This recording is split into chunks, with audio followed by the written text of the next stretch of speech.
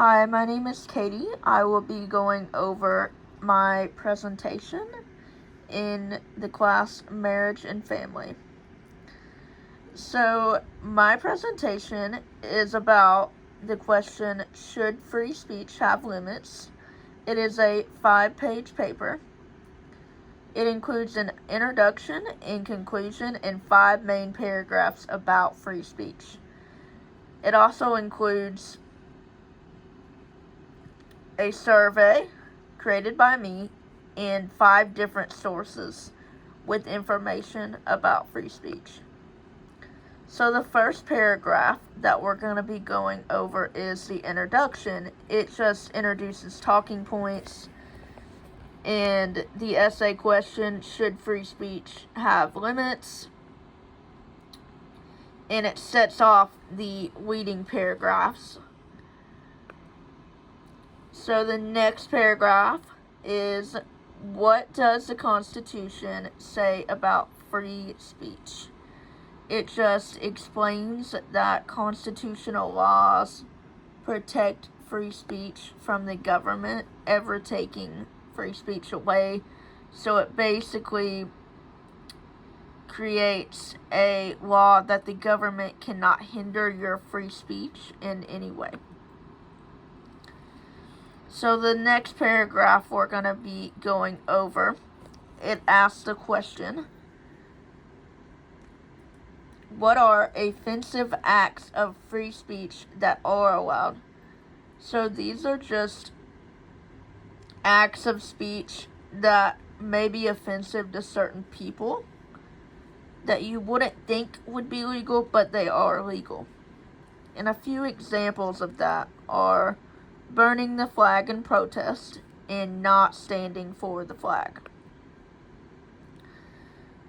So the next paragraph is actually offensive acts of speech that are not allowed. And this simply talks about acts of freedom that are not legal. Some examples may include burning draft cards as an act of protest, children advocating for drugs at school events, students making obscene speeches at school events. So the next paragraph that we're going to be going over is actually positive effects of free speech. This is actually my favorite paragraph. So in this paragraph, it just goes over the effects of free speech that could be labeled as positive. And a couple examples of that is the ability to speak your mind, which leads to less conflict. So basically,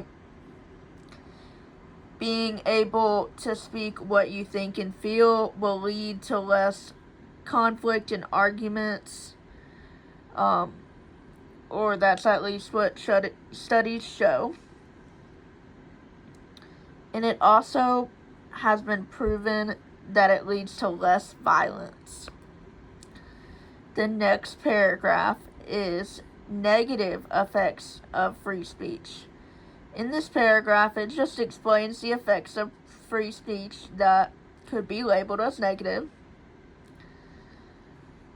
A few examples of the negative effects of free speech include the use of hate speech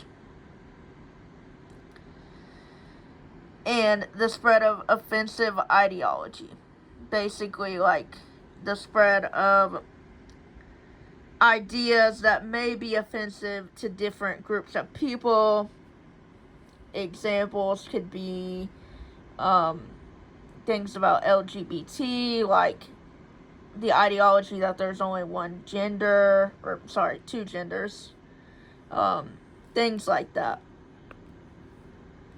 So the next paragraph is actually about the survey that I created, and it just goes over the survey questions asked to determine what a ratio of the general public thinks.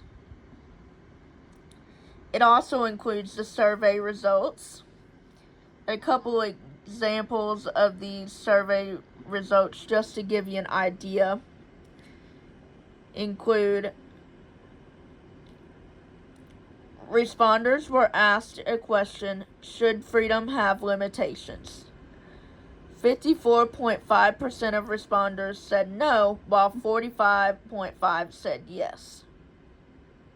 Another survey result is that responders were asked the question, do you think what the Constitution says about free speech is still relevant today? Only 36.1% of responders said no. Those are just a couple of my survey results. And so the last main paragraph we're going to be going over is, it asks the question, why free speech is still relevant today.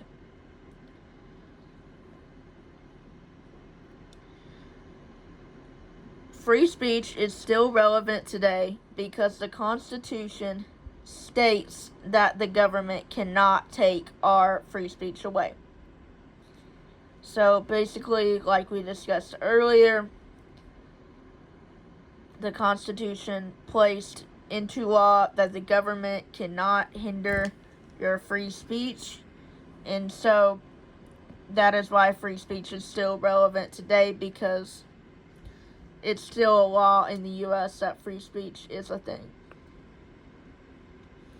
So my conclusion, it simply summarizes talking points in the paper. So it just goes over all the points we just talked about. And it creates the conclusion that we cannot limit free speech due to constitutional laws, but we can be mindful of the way we use free speech. So basically, because of the constitutional law that the government cannot hinder our free speech, we cannot take free speech away or limit it any further, but what we can do is be mindful of how we use hate speech toward other people. So the last thing I want to go over is, how does freedom of speech interact with the three theories in sociology? So one way is through fundamentalism.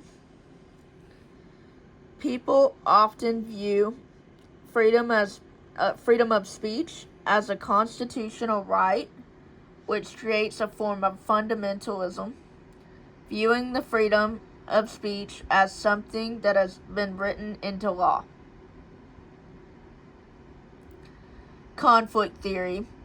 The laws written in the Constitution about freedom of speech actually prevent conflict theory because it prevents the government from taking freedom of speech away, which prevents the conflict of citizens being angry at the government for taking rights away. Symbolic interactionism. Citizens may view freedom of speech as a symbol of why they can do something. For example, if you see a man not standing for the flag, you will instantly know that he's using a certain right called his freedom of speech. So this is just a literature review showing how I picked my sources. First, I searched for sources, then I checked for the validity of each source, and then I read each source and determined the top 5 sources that would work best for my paper.